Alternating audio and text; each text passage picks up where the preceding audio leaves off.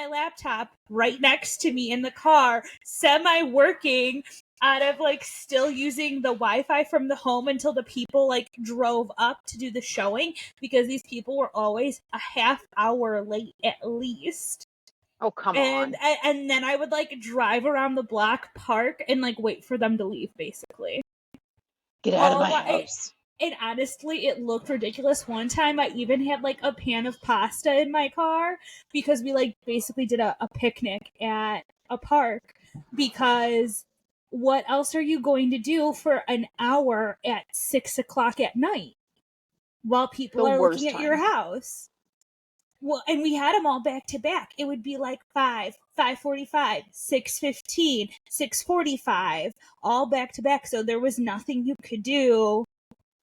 What the hell are you doing for that long of a time during dinner? So I also had a tray of dinner, like a backpack, my work laptop on the backpack, all in the front seat with me, and the baby and the dog in back, just hanging out. And I would have to give them the occasional treat to get them to be quiet.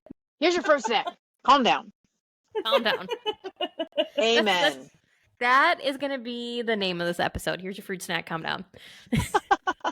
Yes. I mean, it was goldfishies that time, but still. It works. It works. All right. Let's actually, that is like a brilliant title for literally anything. Anything. All right, let's get the intro in here so we can actually save all of this. Yes. Fine. Hello and welcome to How to Deal When the Shit Gets Real podcast. I'm Marietta. And I'm Connie. And today we're back with Jess because she really wanted to do an amazing episode all about motherhood, inventing about motherhood, and we're here for that. So shut up and eat your fruit snacks and calm down. Or whatever you said. Yes. Eat your fruit snacks and calm down. I mean, shut up kind of sometimes. I think that. Yeah, your internal voice. I think it, though. Oh, 1,000%. Yeah. You should write a book that should be the title. Everybody would pick it up. Oh my God. Do you know there's actually a book called Toddlers Are Assholes? Doesn't surprise me. Yeah, no. It's pretty good, too. It'll make you feel validated in some of the things you see. The only, thing that, I love, but also slightly creeps me out is when people call their children's catch goblins, because yes, and also at the same time, no. I don't know why. It's equal parts, absolutely, that is my crotch goblin, and also that's an awful saying. Yeah. I don't know who came up with, but I don't know if I want to high-five them in the hand or the face. Exactly. That is how that saying makes me feel. I'm like, I can't decide if I absolutely love it or if I absolutely hate it. Yep. I used to follow this page on Instagram. I think it was called asshole parenting or something like that, but it was a pun because it was this is my child having a meltdown because I said they couldn't wear their bathing suit to school. So it was just the absolute ridiculous meltdowns that toddlers have. And it was hilarious. I don't even know if it still exists, but it should. Oh no. Actually, now people on Instagram, famous people, they're getting famous by saying the 5 reasons my toddler got upset with me today because I gave them the blue cup that they asked for. In reality, I should have known that the blue cup meant the pink cup. It's shit like that. It's insane stuff because I told her not to wipe poop on her brother. It's crazy crap. Now it is people crazy are getting stuff. People are getting insta famous just saying the random stuff toddlers say, basically, or say no to. I don't know how some moms did it before Instagram. I'm not big on social media, but I love Instagram because I follow so many moms that are just absolutely hysterical. And I feel like our generation is lucky because we aren't alone. And there's more of so many outlets out there. Exactly. So much of a community. And a lot of parents now just absolutely keep it real. Even the dads. High five to the dads on Instagram because there are some funny guys. Absolutely. Oh yeah, my toddler completely destroyed. There was one, it was oh yeah, you just cleaned up the toy room. And then it was a scene from The Shining or Children of the Corn or something. And I always think these kids creeping back into your toy room to destroy your life. I've never felt more seen. Wait, is that like, is his handle like the dad, the father or something, like, or like Yes. dad father or something? Yeah, he does, like, they are all on point because it's always like a saying about the kid and then like a video from a movie, and you're just like, that goes so fucking well. It is just, you are on point, my friend. To a T. Gosh. All right, let's talk postpartum. First baby, postpartum. Yes. Let's talk postpartum because we don't talk about it. No. And this is one thing I feel like toddlerism is less of a taboo. We just all know that our life is absolute chaos in a zoo and people just need to deal with that. But I don't think new moms are prepared for what they're getting themselves into. And I don't know if that's a good thing or a bad thing. One of my best friends said, if moms knew what they were getting into, our species would go extinct.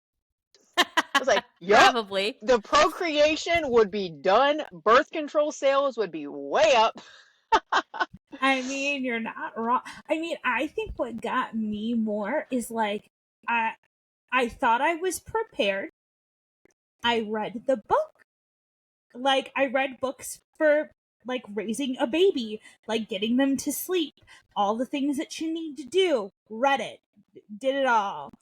Super prepared for that. Yet the like one day I'm home alone, before my mom even got to my house at 8 a.m. to help me, I already had like a mental breakdown, and that was day 2, and I was like, I'm not a good parent and I don't know what the fuck I'm doing. Like, and that was like day 2. And I'm like, in reality, what it makes me think of are these memes where it's like, they just let you go home from the hospital with a baby and you have no clue what the fuck you're doing. And I was like, yes. Like, I didn't realize it until I was there, but holy shit. And I mean, I wasn't thinking that in the moment, but I was certainly thinking about it after that, because I was having a full mental breakdown 2 days into being a mom. Yep. I remember them. You know how they make you sit in a wheelchair whenever they wheel you out of the hospital? There was this poor, like, 17-year-old volunteer there, probably doing community service. He's like, all right, I'm ready to take you out. I have a car seat on my lap. I am sobbing because who in their right mind thinks that I can handle a small child? My boobs are bleeding. I'm wearing a diaper. My husband's pissed me off because, God bless, I love my husband. I shouldn't say that. He is ready to go home. And I'm like, I don't know what I'm doing. I am sobbing all the way down from labor and delivery. And this poor guy says, most people want a picture of this moment. I'm like, okay. Bless his heart. Hilarious. So we got a picture and it was totally like Instagram worthy. But if you look really close, I have like tear streaks running down my face. And you know what? Because I had no idea what I was doing. And people from the outside are probably thinking, oh, what a beautiful moment. Look at, she's so happy. Like, people probably think it's happy tears from seeing this baby you created. In reality, you're thinking, what the fuck, what the fuck, what the fuck? See, the harder thing for me with postpartum was nobody told me any of the things. Nobody told me that when I was going to get up in the hospital room to go potty with my father in there, I was going to bleed all over the floor and be super fucking embarrassed. Nobody told me that it was going to hurt to sit. Nobody told me about the granny panty undies, which God bless them because they're amazing. Yes, they are. I stole a bunch from the hospital because they were the only thing worthy of keeping me comfortable. Those Nobody ice tells packs. you that your nipples fucking hurt all the time. Nobody tells you that, like, any of this shit that I'm like, why does nobody talk about this? Like, it's horrible. Nobody tells you that, like, I found out on my own that witch's hazel was a godsend. Like, I still use witch's hazel for everything. Like, I still remember a moment of getting a pad and putting it down yonder and literally going, oh, because it felt so good. Actually, I bought, because I'm a psychopath, before I had the baby, I bought a pack of, like, basically pad icicles. Like, that they use in the hospital, where you just put them in, and you crack them, and you shake them, just like if you were in high school. But they're but nobody tells you that. Nobody tells you have to ice your pussy when you're done. Nobody tells you that. Because it is a beautiful moment in your life. So It's beautiful. I mean, No. it is. I mean, It it is. is. But there's also a cloud. It's equal parts. It's equal parts amazing and equal parts horrible. Because I mean, those first 2 weeks where you're just learning the baby and how to do being a mother are fucking difficult. I could not believe that on my second day home from the hospital, my brother-in-law and sister-in-law were like, "You're so natural," and I looked at him like, "The fuck." I was like, oh, okay, I have no clue what I'm doing, but thanks. And I was like super honest, and they were like, "Really? You look super confident." I'm like, "Thank you. No, I have no clue. I'm thinking, Jess, is I don't this know how okay you in my do it. head?" Jess, What I do you don't mean, know how how do you I do do it it? with two. I had one, and I'm like, no, I'm good. I'm good. I'm good. Girl, my house is a zoo. A absolute train wreck at all times. If you go into my kitchen right now, I have a bottle of ranch that's spilt on the floor, a half-empty chocolate milk because I got McDonald's tonight because I was too lazy to cook, and get I'm that. pretty sure my dog is probably eating what is left of the dinner in there. So I mean, at least you have the dog vacuum, I so do. you know. I do. I was thinking You about have the today. dog vacuum? Yeah, the Yeah, dog my is a dog's in there vacuum. cleaning the floor. Oh yes, He cleans the floor. Like Yeah. I Gotta have one. don't know what the hell I was thinking. I was really trying to don't. think I was of like, huh? But like in reality, like honestly, that was probably classic mom brain because like my dog does the same thing. He is sitting at Theo's side no matter where he is and getting fucking treats from Theo. And Theo's new thing is to let me throw the treats for the dog because that's fucking hilarious. He throws a treat badly, mind you. Half the time it's behind him and not in front of him. And then Flynn goes and runs and gets it and he laughs. And it's so funny. I don't know what the hell I was thinking because I have a dog vacuum. Dog vacuums are the best. Jesus. I was thinking about so new moms, how do we better prepare them for what it's like? And I just don't think we can. I was trying to put it into words today, and the only way I can describe it is the only time in your life that you're going to celebrate and grieve at the exact same time. You are going to celebrate this new life, this baby that you've waited 10 months to hold and to love and to cuddle, but I think at times the grief almost overcomes that joy. The grief of I can't sleep anymore. I am no longer about me. I can't nap anymore. I can't go anywhere anymore, and you get very secluded. Yes. But again, how do you try to prepare new moms for that without scaring them away? Because you don't want to scare them and take away their joy of pregnancy. Because being pregnant is fun. No. Sometimes it super sucks. No. Yeah, no. Did you have a terrible pregnancy? I had a terrible Yeah, I pregnancy. did. I was fine with it. Yeah. I'm doing it again. To Eventually. both of you guys. I puked the whole time. I mean, that was about the worst Yes. it got. I just puked. I got a superpower during pregnancy. I could stop myself from puking. I've never been able to do that before. While I was pregnant, I could sit back and visualize my stomach being calm and I could stop it. I don't know how. That was my superpower. That is, I would literally puke as soon as I got off the helicopter every single time. I had different hospitals. I had puke spots. Some people go hide to smoke. I went to hide to puke. You poor thing. Every time. Yeah, see, at least I wasn't working. So there's at least that. But no. I don't understand. Wait, Jess, how did you do it when you had a second one? Because I still don't understand how to do that. Because I'm like, I love the idea of a second kid, but I do not understand how the math works with toddler and being pregnant. Because all I wanted to do when I was pregnant is lay down. Honestly, you just do it. It's so weird with your second pregnancy because it's less worrisome. I feel like in your first pregnancy, you're so focused on what will happen if something goes wrong. Can I do this? Can I do that? The second pregnancy, you don't have a freaking choice. You have a toddler to chase. You got to feed them. You got to keep them going and kind of keep everything going in general. But when the second one's born, I call it second child syndrome. Eleanor could sit in her bouncer for hours and not even make a peep because I was chasing her brother. She just lay there, happy as a clam, no problem. So it does. I'll tell you what, my mom, because she stayed with me for the first 2 weeks, and there was a time I said, "Mom, you need to go," and she was appalled. I was like, "No, no, no, not like that. I need to rip off this Band-Aid of having both at the same time by myself because it was giving me such anxiety." I'm like, well, what if Brooks falls off the stairs, or what if Eleanor poops everywhere? I don't know. And it happened, and that's fine.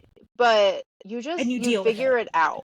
And I tell myself every day will get easier because they get older. But now that Eleanor is mobile, I'm regressing. It was much easier when she just laid there. Oh, and yeah. now she's into everything. And Brooks, I am preparing you to now. Connie, your first is going to be so hard on your second, and they're just going to laugh. Like, Brooks is so rough with Eleanor, and the rougher he is, the harder she laughs. I cannot discipline a small child when he smacks his sister's head up against the window and she's just giggling like a laughing. toy. Yeah. Yes. Well, I'm like, you're hurting Sissy. No, I'm not. Okay, you mean you're probably right. I mean, clearly not. Clearly she's cool with it. She's like, this is great, Mom. Yeah, I just had my head bashed through a window, but I'm good. And honestly, Theo is already, like, I'm not saying that he's aggressive, but he already thinks pain is funny because he will bite me. I will say ow and be like, oh, you hurt mommy, like trying to get him to understand that you've hurt me by biting me. And he just fucking laughs. He's just like, and I'm like, that's nothing. No, nothing. He's just there smiling. I'm like, oh, okay, cool, man.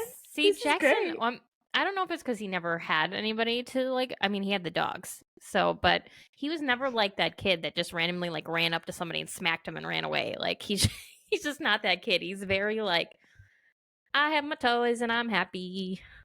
Are you telling us that this gets better? I mean, yes. I mean, 3 was terrible. Jackson? 3 was terrible. I know everybody says terrible 2s. That's bullshit. It's 3. No, 3 is worse. 3 has, for us at least, has been 10 times worse than 2s. 3 was absolutely worse, and I swear to God, the day he turned 4, it was like a light switch. Like, the day he turned 4. Just, okay, I'm good now. Yes, I would say hilarious. That it gets better. It gets challenging in different ways. Jackson's 11. So it's challenging in different ways, because then they, like, lie to you, because all kids have to test the waters. Let's be real. Like, did you brush your teeth? Yeah, of course I did. Then why does your breath still stink? Okay, I didn't. Go brush your freaking teeth. It's gross, dude. Nobody's going to want to talk to you. Mm-hmm. That's awesome. So it's challenging in different ways. That's what my mom says. She says every age is different or is challenging, but in a different way. Yes, absolutely. I can see that. All I know, the 2s, they're just, it's almost like they're to the point of chaos where you just don't care. It's like, all right, what can you do to me now? I mean, yeah. Like, they're like tiny tornadoes. They just destroy everything, and you just have to clean up. And then as they get older, it just becomes a different type of tornado or a different type of storm. Well, and for me, it's like, okay, what is your acceptable tornado? You know what I mean? Because so he could get into all of these drawers, and the locks that we had would not fit on these drawers. But I would just let him in, but only in on the bottom drawer because that was his shit anyway. If you want to throw it around the fucking kitchen, go right ahead. You can't get it. I won't let you get into these upper drawers because they have stuff in them that I don't want you to be able to get into because it's regular cooking supplies. But it's like, if you want to bang around your sippy cups, go for it, my friend. I accept that you're just going to go into that drawer and cause havoc. Yeah. Fine. What's the craziest thing your kiddos have ever done, Jess, that you're just like, oh my God, why? My son climbed over the gate the other day. We have a fenced-in backyard, and he was gone. just absolutely gone. I was literally on the porch hanging out with Eleanor, and I didn't hear him. I was like, where is he? Thank God my neighbor brought my child back. So I don't Oh know my if it's gosh. the worst or the most mortifying. He literally made it to my neighbor's house in about less than like 10 seconds. So I felt so guilty. And if you want to talk about mom guilt, it never ends, no matter what. Nope. I felt horrible. I was Oh, like, yeah. well, my neighbor, she has 3 boys, so she totally gets it. Thank goodness. There was also the same neighbor. God bless Judy. She's amazing. We were potty training Brooks, and Eleanor was just born because why don't you want to potty train with a brand new baby? And so Brilliant. we did potty training naked. I was like, yeah, just go naked, kid. So she and her whole family brought over a baby gift for Eleanor, and Brooks's naked wang is just hanging out in our bay window in the Oh my front. God. And I was like, oh, sweet Jesus. I'm like, thanks for the presents, family. I was like, goodness gracious, put it away. That's how my mom potty trained me. Was she had me? But yeah, because you see where it comes from. That was her theory. Like, they're naked, they see where it comes from. So my mom did that to me. That's what I tell people. I mean, if you're potty trained, just freaking let them go naked. They'll figure it out. Brooks probably had it figured out in 3 days. Yeah, that's what my mom did. She didn't have us go naked, but it was like, I stayed home with you for like, this is what she told me, that she stayed home with us for 3 days, consistently like putting us on the potty. And like, this is what you do. You go potty, blah, blah, blah. And she said it was done. There were no overnight, like, underwear, nothing. It was a Band-Aid. You ripped off the diaper, you trained them in 3 days, and that's that. And if they had an accident, they needed to know that that was an accident and not have the backup of the pull-up. Yeah. Well, plus, you know when they're ready. Like, we knew when Jackson was ready. And then something that worked for us that I've heard from a lot of boy moms that works is we put him on the potty backwards so that he could see. Because if they sit forward, the boys can't see. So we put him on the potty backwards. And he was getting ready to transition classrooms in the CDC, which is the daycare for the military, not the CDC like you guys are thinking. That's what the military calls their daycare, just to clarify. I sent him to the Ebola encampment. Yeah, right? Yeah. But they told him if he wanted to transition, because he wanted to go into the big boy and girl classroom, that he had to be potty trained. And that was enough for him. He's like, yep, I got this. Oh my gosh. All right. So what's the craziest thing your kids have done? Jackson almost drowned in Hawaii, which you want to talk about mom guilt. I bawled for like 2 days.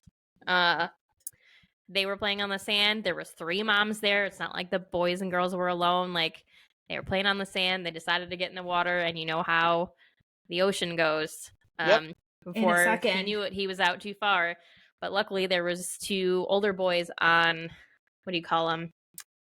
The boards that you like kind of surf on, but not really. Boogie boards. There you go. They were on boogie boards, and they grabbed him and brought him in. But like, I've never been so horrified in my entire life. And if those boys weren't out there, I don't know what would have happened. But I was a mess for a long time. You talk about mom guilt right there. So that was, I mean, he wasn't even necessarily doing anything wrong. He's young and he didn't think about the dangers of the ocean and how quickly things could change. And it's rough around Hawaii. So it was, Kyle was on duty and I was like, you need to come home right now. I don't care if it's not for a short period of time, but I'm going to break down and I need you to come home right now. What in the world are they doing upstairs? That would be mortifying for me too. And the mom guilt, there's no escaping. Shoot, I don't give my kid what he wants for dinner and I have mom guilt. I can take them to the park, to lunch. I can take them for ice cream. I can check all the mom boxes and I'm still going to feel bad. Yep. I did take him to the fire department later, just for anybody that ever deals with any of this, because you do worry about dry drowning. So I took him to the wonderful fire departments, like paramedics that were on the base, and was like, this is what happened today. Can you guys check him? And like 14 people came out. It was like the greatest thing ever. They were like, I mean, COVID was happening too at this time, but they all came out with their masks on. They let him get into the fire truck. Like, that was like the best part of the whole thing. And that's what he's going to remember. He's not going to remember almost drowning. He's going to remember the fire truck he saw, and we're going to lose sleep for the next 30 years. He has his moments. Like occasionally he'll remember, like he got invited to the pool over the summer and he's like, I can't go. What if I can't touch? I'm like, first of all, it's a pool. You're going to There's be no able to touch. undertow. There's no tide. There's no that. And pools, 99% of the time, have a place where you can touch. So just hang Yes. out in the shallow section, and as you get comfortable, then mess around. Like he took swim lessons. He knows how to swim. But so Yeah. he has his moments. But yeah, not like we do. I'm going to hold that until I die. Yep. Connie, what about you? Okay, well, so there's two. One is that the drama is high with my son. So he could not even want me. Like I could just be walking past him, he'll be playing with his toys all nice. And because I have walked past him, he will throw himself on the floor and bang his head on the floor. He constantly has a bruise right here because I have walked past him. And God forbid, I have walked past him and he will bang his head on any available surface. And now he has done it on the wall where he's just standing up, just going like this, his head to the freaking wall because I have walked past him to go to the bathroom. I have gone downstairs for a moment to feed the dog. How dare I? Oh my gosh. And my husband Kids at are crazy. first did not believe me. And then he saw him do it. That I walked past him. He was completely fine before. He was playing with his toys or harassing the dog. Either one. He saw me. And how dare I? So then he throws himself on the floor and bangs his head. And he also doesn't do this for anybody else but me. Of course. Mm-hmm. Oh my gosh. Oh yeah, and then he's crying and banging his head. It's fabulous. And I'm like, buddy, can we stop getting bruises on your head? Because people are going to start thinking I abuse you. And in reality, the drama is just high with you, son. One of my favorite moments was Jackson. My dad was playing baseball with him. Like they were just playing catch. And he comes inside and he's bawling. And I'm like, what happened? Papa tried to kill me. I'm like, what? My dad, they were playing catch and he missed and it hit him in the face. And apparently that was Papa trying to kill him. And I'm like, Papa didn't try to kill you. You missed catching the ball. You're fine. You're okay. I'm sure the drama is only going to get higher with this one because I am his mother. And my I mom and I dramatic. laughed so hard. My mom and I were trying to stop laughing and we just couldn't because it was just hysterical. And then mom guilt wise, I've already done the stupidest thing and have the most mom guilt because of it. I was cooking dinner and he's sat at my feet while cooking a million times before, but my hand got burned and I had a pot in my hand, and so he ended up with a burn on his leg. And we went and I actually ended up at the ICU because he's so little. I mean, this only happened a couple of weeks ago. Because he's only basically a year, 15 months, they're more concerned with him spiking a fever because getting burned. There was really nothing wrong with him. They scrubbed him, they gave him medicine. It looks basically like a bad sunburn, and that's about it. But because he's small, they worry about fever and other things going wrong that we had to be at the ICU, and they didn't have any room for us at the burn unit. But yeah, it sucked. And then DCFS was called on me because of that. But that was because of a hospital's unknown knowledge of burns. They basically saw it, said, I have no fucking clue. We're going to send you to Loyola. Oh, and here's a parting gift. We have to report you to DCFS because we don't know how he got burned. Because they don't have any knowledge. Which, I mean, I understand. It really fucking sucked because Loyola kept on saying, yeah, man, if you guys would have just came to Loyola first, we would have never called DCFS on you because they bring the social worker to talk to you. You work with the pediatrics department. You work with the burn department. and like you talk to all of these people, and it's like kind of like a collective decision, and like they basically like keep on asking you what happened, and as long as like your story makes sense, it's fucking fine. But they were like, well, these people at this other hospital have no knowledge of burns, one. Two, they don't have social workers. They just have your nurses and doctors. And since they don't know what happened, they don't really understand burns, they're automatically going to report you. And it's a knowledge problem, and it's a fucking problem. Like, they were telling me that they're starting to work with the Bolingbrook hospital, because what happens is that they report all these people, then hand them off to Loyola, and then you're stuck in Loyola for an extra day almost. Yeah, no, because thank they've you. called DCFS on you. Yeah, we could have been discharged. Like, we went to the hospital right after it happened. We got to Loyola at 10 p.m. We could have been discharged at 10 a.m. if not for the fact that they called DCFS. Because they called DCFS, we didn't get home until 6 p.m. because Yikes. they had to talk to all of these people, and they even talked to people we never even met or saw. Yeah, it was insanity. Yeah, That's no. what the insane part is. And it backs Loyola up, because you've reported people that really truly needed to be reported because you don't have the knowledge. Yeah, it also exhausts the system, which is an already exhausted system. Exactly. Like, they already struggle with all that. And you're And the backing mental up Loyola. load on you as the mother? Yes, I mean, it was. I had to hold down my child multiple times. It was awful. Just the It was just psychological awful. trauma. Yeah. That just I'll never blows forget my it. mind. Theo won't ever remember this, but I will never forget what I did. Like we talked about, all mom guilt, we live with it forever, and the kids just go on their merry way, which, I mean, is good. We don't want them to I don't be want scarred him to for remember life. this ever. But I mean, I'll always remember having to hold him down while they, like, Yeah. I mean, while they had to wash, because it's basically a wound. They have to wash it. Yeah, they have and to then wash it. and they have to apply this like silver nitrate stuff is what they Mhm. apply to it, and it was totally Yep, Jess fine. knows. She's our nurse. Yeah, you know, duh. But also, they scared the shit out of us at Bolingbrook Hospital. They were talking about how he was going to have permanent nerve damage. And they had no clue.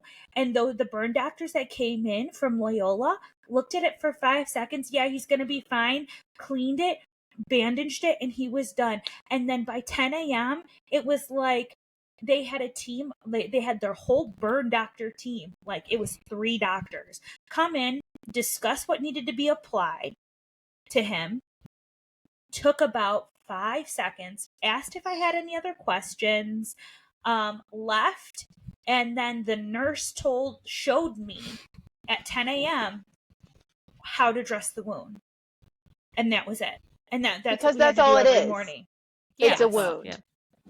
Yes, and they were trying. Yeah, they scared us. They said that he might not grow properly at Bolingbrook Hospital. Oh yeah, they like super freaked us out. Also, Not necessary. while simultaneously doing absolutely nothing about the wound. They did not touch him. They did not wrap the wound. They did fucking nothing. Bolingbrook Hospital did fucking nothing until Loyola said, "What the hell are you doing?" Like, they're on the phone with them because we're about to be transferred. Yep. They're like, you haven't wrapped the wound yet? You need to wrap it in. It was basically like gauze and what is that called? Like the petroleum jelly. It was like gauze impregnated dipped in gauze. yes. They wrapped it in that, and they didn't do that. We were there for 3 hours. They did nothing. Gosh. And then Jess yeah. as a nurse is totally mortified right now. Our They nurse. did. Yeah, I wish my facial expressions could come through because that just blows my mind. But Yeah, they did I can't. absolutely fucking nothing. So you're dealing with an injury, which, let's get real, kids freaking hurt themselves all the time. I all have the glued time. Brooksy's chin twice because I'm not taking him to an ER when I have Dermabond at home. But Plus, you're a nurse, so that's the nurse in me. But, and then you deal with like the psychological trauma of all that, and that, I am so sorry. Oh, and the fact that my son, like, this is also the reason why we, like, could not believe Bolingbrook. Because we're like, really? We have to go to Loyola? We're like, we don't understand. Like, why can't you treat him here? And that's when they started, like, being super scary. The reason why we couldn't understand is because Theo was walking around having a good old time. He was like, like nothing fucking happened. So we were like, Yep. we can't go Sounds and about see right them in for the outpatient kids. tomorrow. Yep. Like, I don't understand. Yeah. And we were like, wait, you're talking, like, because they were like, oh, well, there's two options. You know, you could go to outpatient and like get an appointment another day, or you have to go for ICU. And they basically were like, no, you have to go to the ICU. You can't go for outpatient. This is too serious. And that's when you just take control and say, fuck you, I'm out. I'm doing what I want. Yeah, let that mama bear kick in. Heck yeah. Except for that, they already called DCFS, and that would have made it worse because it would have made it look like I'm not a caring mother and I'm not willing to give him treatment. Trust me, we already feel that way. Yeah, no kidding. We don't need an outside source to tell us that we're not a caring mother, because we go to bed every night thinking that, despite our best efforts every single day. Yeah. So speaking of that, Jess, what are some of like the top things like that you want to share and like talk about with motherhood that you feel, like we said, that other moms need to know without totally sending them running for the hills? Oh, it is okay to not be happy. Intrusive thoughts are wild. Yep. Intrusive thoughts. It's okay to not be happy whenever you have a baby. It's okay to not bond. I did not bond. I could have sold him on eBay till 6 months. And I will say that, and people will be mortified. I did not bond with Brooks for a very long time. So bonding doesn't happen naturally. Breastfeeding sucks. I tried. Formula fucking rocks. If your boobs are broke, get the Enfamil. And if you need someone to give you permission, please take my phone number, and I will be the one that you can call in the middle of the night to say, yes, it's okay. Sleep happens again. I promise. Oh, yeah. Know your people. Know who you can go to. Because you're especially going to just time. To be real. Yes. And you don't want to time to yourself. Yes. And you don't want to go to people like where you have to do your hair and makeup and stuff. You want to go to someone that will just hear you out. And one of the best pieces of advice is, if you're visiting a new mom, don't give them choices. You are going to make them dinner. You are going to clean your house, and you are going to take that baby for 2 hours. Because I feel like I'm a people pleaser. I'm never going to let you do any of that for me. But if you come in and tell me I have no choice. That was my biggest problem. Yep. Because people are like, what can we do for you? Oh, Starbucks. Like, you'll say something small and they'll bring you like a salsa package. I don't know. But the friend who made the biggest impact, she pretty much told me to shut up, go to my room, and do not come out for 2 hours. And she was setting a timer. That was my mom. Yeah, that's probably the biggest. I had a real big problem with, like, I guess it's because it's in my nature to always be like the host. Mm-hmm. What do you need? How can I help you? And none of my friends have ever had babies. So they don't understand that they should be saying, no, I've got the baby. You go sleep. Mm-hmm. So I was like, oh yeah, come over, bring dinner. Sounds great. And let me sit up and chit chat with you with my baby, even though I'm fucking tired. And in do reality, the dishes. Yeah. And in reality, it should have been, I'm going to bring you over dinner. I'm going to take care of the baby for a little while, and you go sleep. Yep. But my friends, to be fair, though, my friends did not know that. Well, even still. even still, people with have a brain know that you need help. I don't care if you have children or not. And as somebody who didn't have an option for having help because I didn't live near anybody, I lived in a state that I didn't really know anybody. I didn't have my mom. I didn't have my dad. I didn't have anybody in my family. Take the fucking help if you have it nearby, because I would have paid millions to have one person that I could count on regularly. Yep. So then what did I you think do, that's Rihanna, biggest. to get help? I didn't do anything. I took care of my kid. Eventually, I went back to work, so that was what helped me, because I went back to work when he was a little over 1. So that's when he went to the CDC, which is Child Development Center, just for anybody wondering what it did mean. So then I did have help, but I had to pay for it. Well, yeah. Yeah, do we want to mention that? How expensive daycare is? Yep. That's why my son is Stupid. not in daycare. Stupid It's still expensive. working. That is why I feel like I have a great job and I make decent money. If we had a third kid, it would make more financial responsibility for me to stay home with how much we're paying in daycare. Don't get me wrong, our daycare is amazing. But I can see why parents struggle to make ends meet.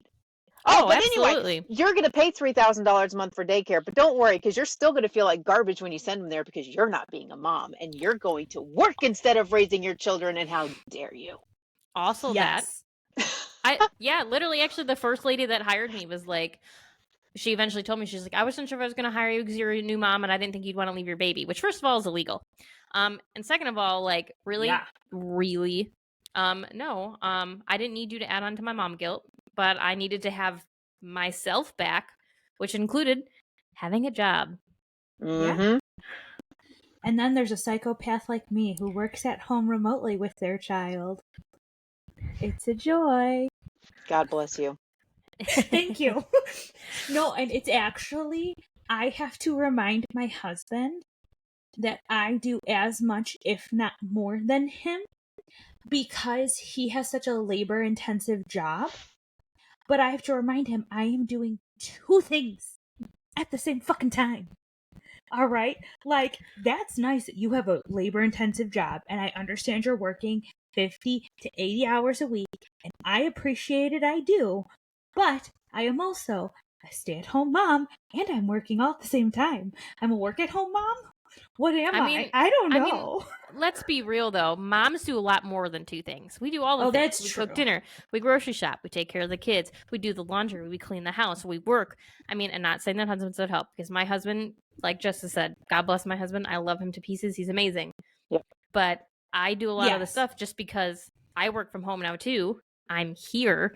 My kid is in school now, but everything else still needs to be done.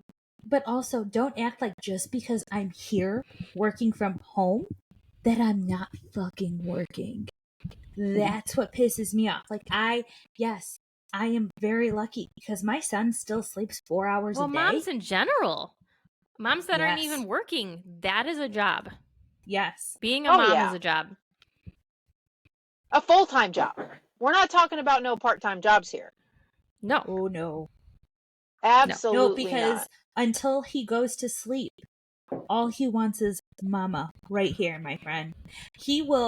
I will get home from the gym and I will hand him off to Tom to do the bath time and nighttime routine, and he will cry if I am not standing in the room. Because he is tired. That phase will end too. And he wants mama. I don't want it to end. That's another good point. They do. They go through that phase. Not all kids go through that phase, but a lot of them go through that phase where they go through like the stranger danger, or I only want mom, or I only want dad. Not looking forward to the only. Did your kids go through that, Jess? Where they like only wanted you or only wanted your husband? So Brooks was a daddy's boy. I remember crying on Thanksgiving Day in the bedroom because Brooks did not want anything to do with me. Aww. He would cry for daddy. He wanted nothing. And then I blamed myself because I didn't breastfeed because my boobs were broke. So I had this huge mental trauma that maybe it's because I didn't let my kids suckle at my nipple, that's why he didn't like me. Like the things you talked yourselves into in that moment. But no, I always said Eleanor's my barnacle. I will keep her as my barnacle. You can't have her. So nice. She's mine. Not trying to get too personal, but how do you guys think your marriages are affected now that you have kids? I think it actually made us stronger in a lot of ways. Because like you said, my boobs were broken too. I don't even Yep. want to say broken because they just weren't designed to. You only have so many mammary glands, which is what aggravated me about a lot of people. Oh, you just got to pump. Oh, you have to take Fenukeek. Oh, you have to do this. None of that shit worked. I tried it all. I bawled my eyes out. I remember it being like 3:00 in the morning. I was bawling. Jackson was hungry, and my husband literally somebody put formula in like one of my baby baskets, and he was like, use this. I can't stand to see you like this. It's not your fault. Give him some formula. He slept the rest of the fucking night. I got some goddamn sleep. I now always put formula, just even if it's just a little bottle, anytime I give a baby gift. And I put a little note in there and say, like, please don't take offense, but this is what happened to me. Just in case you need this, here it is. Put it in your cupboard. Yeah. Store if you need it it for a little bit. and it's 3:00 in the morning, you'll thank me. I can't tell you the number of moms that were like, I'm so glad I had that little bottle of formula that you stuck in there. I'm like, I know. You're welcome. Yeah. So, but because of that moment, it was this deep appreciation that he was like, he saw what was happening and he was like, I can't take this. I can't see my wife like this. Yeah. I just feel like a lot of the motherhood guilt is now transforming into spouse guilt because we're exhausted. I mean, I don't come to bed and watch a movie and eat popcorn, and we don't go to lunch and we don't go on dates because we don't really have any family near us either. So the kids get all my time. So when I'm not feeling guilty about that, I'm feeling guilty that the second my head hits the pillow at 8:30, I am sawing logs. And see, for me, it's like my husband just works so fucking much. It just is. But he wants to. He's like, I'm doing it for you guys. Theo's not like, I'm around enough, and Theo is not old enough to remember. Like, I'm not missing a baseball game. I'm not missing, like, him going and, like, doing stuff. I still get to see him. But, like, I would rather work hard right now, make us some more money, move up within the company. And then so when he's older, I can go to every baseball game. Yeah. Which it's definitely to me makes easier sense. when they're younger. Or I should say that backwards. It's easier as they get older because when they're younger, you're right. You're exhausted. You're lucky if you can put your clothes on the right way. Yeah. Now that Jackson's older, he's very self-sufficient. He spends most of his time playing video games. I'm lucky he knows that I exist. So Kyle and I can sit and watch a movie or go out to eat because pretty soon he's going to be old enough that he can stay home by himself. Yeah. So it does get better, but you're right. When they're younger, it is harder because you're tired. They're waking you up in the middle of the night. They're attached to you. Like it's literally. You said it perfectly. It's like having a barnacle just sucking the life out of you, or a leech, a cute leech. Yep, a leech that you love. And I think one of the biggest points we can put across is that no matter how hard it is, you love these little assholes and you would do anything for them. And when you're not around them, you sit there and scroll pictures on your phone of how cute they are and how you miss them and you want to go crawl into bed with them. Like I said, it's the only time in life where you're going to celebrate and grieve all at the same time. And I don't think feeling goes away. And like it right comes now, in waves. Yes. Because some days it'll be like totally fine. Everything is awesome. And then the next day it's like crushing hell. Yep. And you go to bed out crying. Of the blue and it's mostly out of the blue. What were you going to say, Jess? What about right day, now? Honestly. I don't even remember. See, mom brain. By the way, mom brain doesn't go away. I know there's a couple studies out there that as soon as you have and it's real. Mom brain is real. It is pregnancy brain that turns into mom brain and it never goes away. And you want to know why? Because I read a thing of why that actually happens, Jess. You'll find it interesting. Our brain adapts to being able to take care of a little one. It completely, our chemistry in our brain completely and totally changes from when we have a baby, so that all of our instincts turn to the baby, so we forget like the smaller things because our mind chemistry has changed. There you go. It makes sense. It does make sense. So it's chemistry. So when I forget to put on pants and walk out to my car in my underoos, I'm just gonna say it's chemistry. Yes, exactly. I like it. We should get T-shirts made. It's chemistry. It's chemistry. Yes! With a little person in a dress and just underwear outside in her car. Like, what the hell's going on? I have 'Cause that would be yes, I have funny. done it. I've almost taken a flight in Crocs because I forgot to put on my boots. It's just, yeah, mom brain is so real. Yes. Also, going back, because I had a thought, and obviously anybody take this with a grain of salt, because I get everybody's different. I think one thing that maybe helped my marriage when he was younger, even when it was harder, is he always slept in his own bed. Oh, Always. yes. I never shared a bed Same. with him. Mainly out of fear, because my father's a police officer, and he literally responded to a scene where a dad rolled over and the baby gone. So mainly it was out of fear. But my pediatrician literally high-fived me. She was like, "Good for you, mama." Him always having his own room just kind of set the precedence that, like, mommy and daddy's bed is for mommy and daddy, and your bed is for you. And I personally think that made a big difference, because then, like, if you have a baby in your bed, you ain't getting frisky. Like, I'm sorry, just no, it's not happening. So no. I mean, it cuts off that ability. So if you've never, I mean, of course, things happen. Like, if a storm happens, you might be that mom. Yeah. I was never that mom. My mom told me to sleep on the floor when it stormed, so I was never even allowed in the bed. But that's my 2 cents. Take it or leave it. Actually, so kind of a funny story about, like, them sleeping in your bed, or like, or even I'd never even okay. So what we did was we technically, like, shared a room. We had a bassinet in the bedroom, and I fucking hated it. I hated it. I loathed it.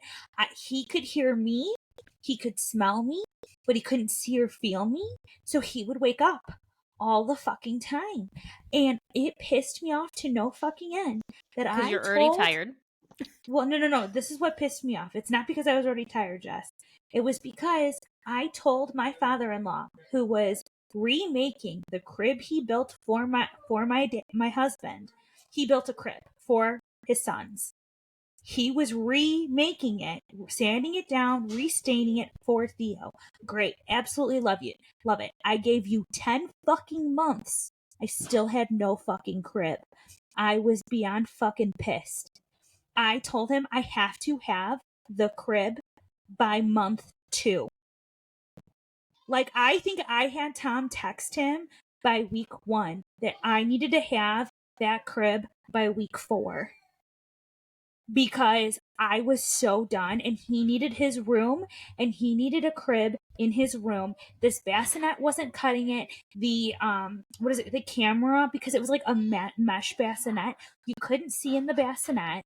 And, like, I think he just didn't like it because it was kind of on, like, a very slight tilt. And it freaked me out to have it, for whatever reason. It freaked me out to have it in the nursery. So I was like, you need to give me that fucking crib. Like, I was at my wit's end, because I was like, he needs his own space. He needs the freaking crib.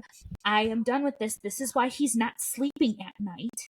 No. Yep. And it was true, because we got the crib, we got him into his room, and he's been sleeping peacefully ever since. He started sleeping 8 hours at night once we got the crib and we got it into his own freaking room. I was so mad about that. Did your kids sleep with you, Jess? I gave you 10 months to do this. No, you didn't either? No. That's the nurse side of me. I didn't let my kids sleep with me. Like, if Brooks isn't feeling well, I don't either. And I don't know why sleeping. So I guess, like, the American Academy of Pediatrics says that kids should be in your room like the first year or two. No, Brooks was in a room for the first month. Eleanor was in our room for the first day, and her tiny cute ass went upstairs because they're just grunty, and I need sleep. And and they make a ton of noise even when they're sleeping. Yeah, no, they went, and I'll tell you what, they sleep so much better in the room. So I'm sorry, American Academy of Pediatrics, but yeah, my kids got the boot. Oh, yeah. There you go, guys. 3 moms all agree. Baby gets his own room. They have cameras and shit for a reason. And all I have to say is that the people that I know who didn't do what the 3 of us have done, none of their children sleep well. They never learned to sleep on their own. I was gonna They say that. always relied on their parents to get them to sleep in one way or another. And they don't have that, like, they don't have, like, Self-soothing. independence of, Yep. self-soothing to go to bed in their own bed and be done with it. They don't have Well, the other that. thing that mortifies me about it is they're like 3, 4, 5, 6, 7 and still sleeping in the parents' bed. Abso-fucking-lutely not. No. Abso-fucking-lutely not. I'm not getting kicked in the face all night. I'm sorry. No. I love my bed. I love my pillows. No. That is I love my sleep. sanctuary. Yes. Yes, exactly. I'm not sharing that. So at 8 o'clock, No. 8:30, that's my time. So the other night, I had freaking candy, I had chips, I had soda. I was in bed eating Cheetos out of my belly button. And all of a sudden, I hear patter, patter, patter, patter, patter. I'm like, that little asshole is going to come in here and say goodnight. That kid turned the corner so fast and says, Mommy goes, oh, I want one. I was like, and it dies. You're like, son of a gun. Yeah, so my poor husband comes down. He's like chasing him. And he's like, sorry. I'm like, well, he's already eaten my chips. I was like, here, go to bed. Take a sun-kissed or whatever the hell you want. Just go away. Just go. Yeah. Take your fruit snack and calm down. Here's You're a better Cheeto. than me. Leave. I'd have been throwing the blankets over the snacks and been like, nothing's here. You can't see. Yeah, Go away. Yeah. Bye. I'd be like the kid at fat camp trying to stuff candy wrappers under the mattress. What's that noise? I don't know. Is it a bag of What's Doritos? that smell? It's nothing good. Your Leave. ignorance for not going to bed. Go to sleep. Oh my goodness. Oh my gosh. This I is love awesome. this so much. But you know what, though? I want to leave all of our listeners with the thought that motherhood is great, and it is equal parts great and awful, all at the same time, and it is a lot of struggles, and you need people there in your life to help you. The end. Find your Anything tribe. else? Yeah. Find There your you go. tribe. Find your tribe. Get help when you need it. I feel like Jess had more and we like didn't get it all, and now I'm like disappointed. Why? Oh, I thought it gosh. was amazing. What are you talking about? That's because No. I'm being greedy. And it's comfortable in here. Oh, well, I mean, I have a baby who's going to probably wall out anytime because it's like 7 o'clock. And like When are they not 7:30. welling out? Right? Are we still recording? Oh, yeah. Yes, but here, do the outro real quick, and then we're Okay. gonna have Jess send us a video of her going back into the house after this episode to see what her chaos looks like. Yes. So, wait, did you have anything else to say, Jess? No. I thought, no? Okay, No. cool. Well, then this is how to deal when shit gets real, and we'll see y'all next episode. We hope you enjoyed this motherhood rant of ours.